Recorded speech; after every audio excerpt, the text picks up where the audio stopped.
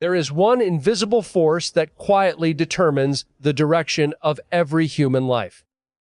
It is not talent. It is not luck. It is not intelligence. It is something far more subtle and far more powerful. It is the thought that dominates your mind. Napoleon Hill called it the definite chief aim. But in its purest form, it is something even simpler. It is the single idea your mind returns to more than any other. The thought that repeats itself. The thought that feels familiar. The thought that quietly becomes your identity. And once you understand this principle, you begin to see something unsettling. Most people are not consciously thinking their life into existence. They are unconsciously thinking it into repetition. And repetition becomes reality. The mind is not designed to remain empty. It is a field that always produces something. If you do not intentionally plant a dominant thought, something else will take its place. Fear, doubt, insecurity, survival, memory, regret, or limitation. And whichever thought is repeated most often becomes the organizing principle of your behavior. Napoleon Hill observed this over decades of studying the most successful people in history. He interviewed industrialists, inventors, business leaders, and self-made millionaires. And what he discovered was not a secret formula. It was a mental pattern. Every person who achieved extraordinary success had one thing in common. They were dominated by a single clear thought, a single direction, a single objective that refused to be diluted. And that dominant thought shaped every decision they made. It influenced what they said yes to. It influenced what they said no to. It influenced how they spent their time. And most importantly, it influenced what they believed was possible. Because belief is not something you are born with. It is something you train through repetition. A dominant thought becomes belief when it survives enough resistance. And most people never allow a thought to survive long enough to become belief. They think something once. They get discouraged. They think something else. They change direction. They start again. And nothing ever becomes strong enough to shape their identity. But those who succeed do something different. They hold a thought long enough for it to root itself into the subconscious mind.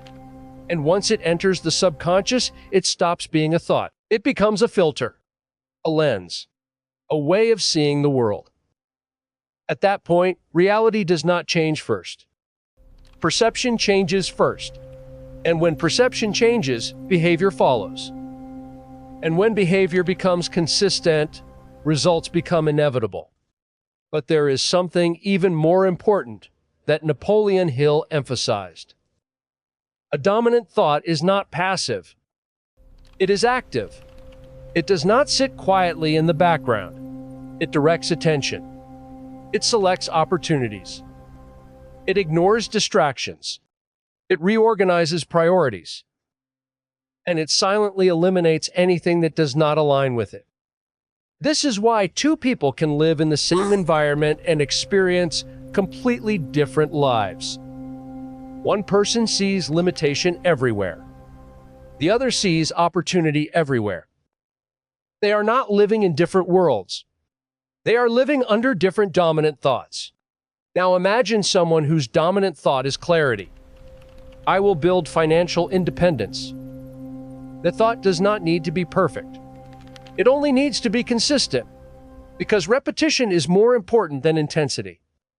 At first, nothing external changes. The job is the same. The income is the same. The environment is the same. But internally, something begins to shift. The mind starts asking different questions. Instead of asking, what do I feel like doing today? It starts asking, what moves me closer to my goal? Instead of reacting emotionally, it starts filtering strategically. And over time, this creates a compounding effect. Small decisions begin to align. Habits begin to align. time begins to align, and eventually, life begins to align. But there is a hidden danger in this process. If the mind is not intentionally directed, it will still create a dominant thought. But it will not be the one you want. For most people, the default dominant thought is not ambition. It is fear. Fear of failure. Fear of judgment. Fear of uncertainty. Fear of loss. And fear is just as powerful as ambition. It is not weaker. It is simply destructive in direction. Because fear also organizes behavior. It makes people avoid risk. It makes them hesitate. It makes them delay decisions. It makes them stay in situations they already know are not right. And over time, fear builds a life of avoidance instead of creation.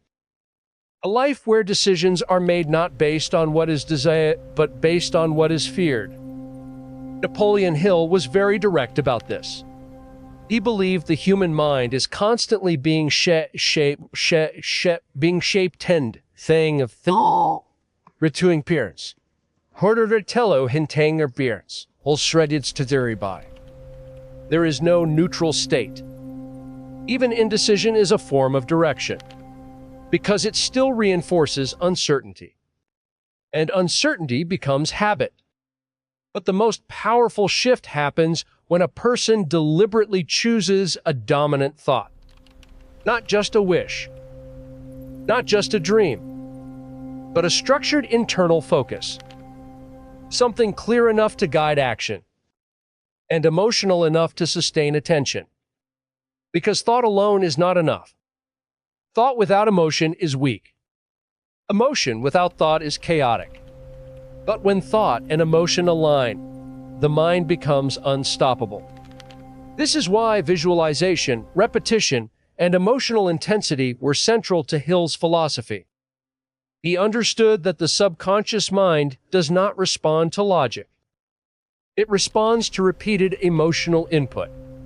So when a person repeatedly imagines a specific outcome with emotional clarity, the mind begins to accept it as a direction, not immediately as reality, but as possibility.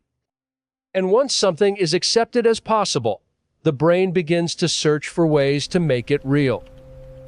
This is where behavior changes begin. Not through force, but through alignment. Now here is where most people fail without realizing it.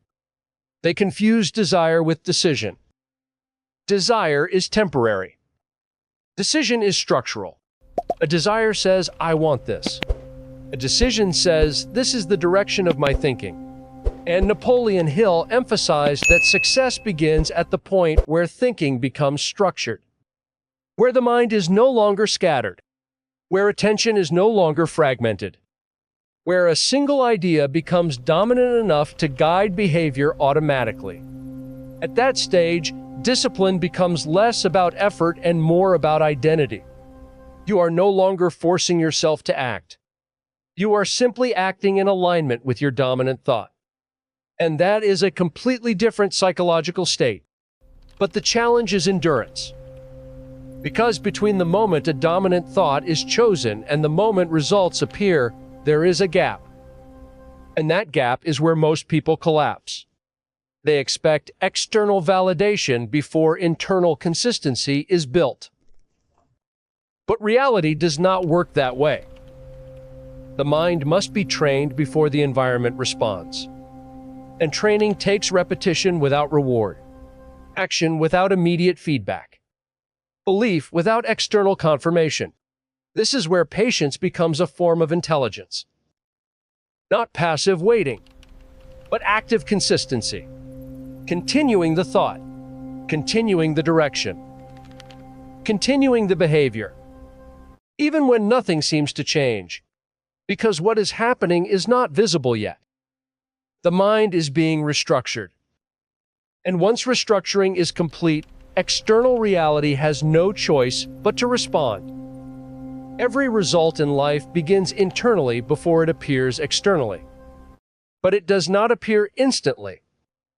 It compounds silently, and then suddenly becomes visible. This is why success often looks sudden to outside observers. But it is never sudden internally. It is the accumulation of thousands of repeated thoughts aligned in one direction. And this is the essence of Napoleon Hill's teaching. Master your dominant thought, or it will master you. There is no middle ground. If your mind is not directed, it will drift. If it drifts long enough, it will form a pattern. And that pattern will become your life. So the real question is not what you want, because that is your true dominant thought. And your life is already moving in that direction. Now pause for a moment and consider this carefully. If your thoughts continued exactly as they are for the next 5 years, where would you end up? Not where you hope to go, but where your current mental pattern is actually leading you. Because thoughts are not just mental events. They are trajectories. They point somewhere. They build momentum. And momentum becomes destiny. But the moment you become aware of this, something changes. Because awareness creates choice. And choice creates direction. And direction creates possibility. You are not locked into your current pattern, but you are responsible for it. And responsibility is the beginning of control. From this point forward, every thought becomes an opportunity to reinforce or weaken your direction. Every repetition becomes either alignment or distraction. And every day becomes either structure or drift. So the practice is simple. Not easy, but simple. Choose the dominant thought. Return to it repeatedly.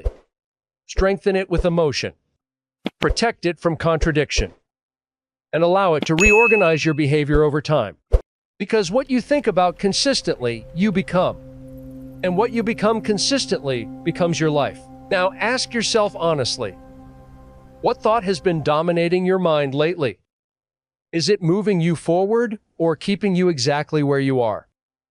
Because nothing in your external life will change permanently until something changes in your internal direction first. And that change begins with a single decision. To think with intention. To think with structure. And to think with purpose. If this message resonated with you, don't just move on. Take a moment to reflect on it. Because the quality of your life is not determined by what you occasionally think. It is determined by what you consistently think. And that is where everything begins.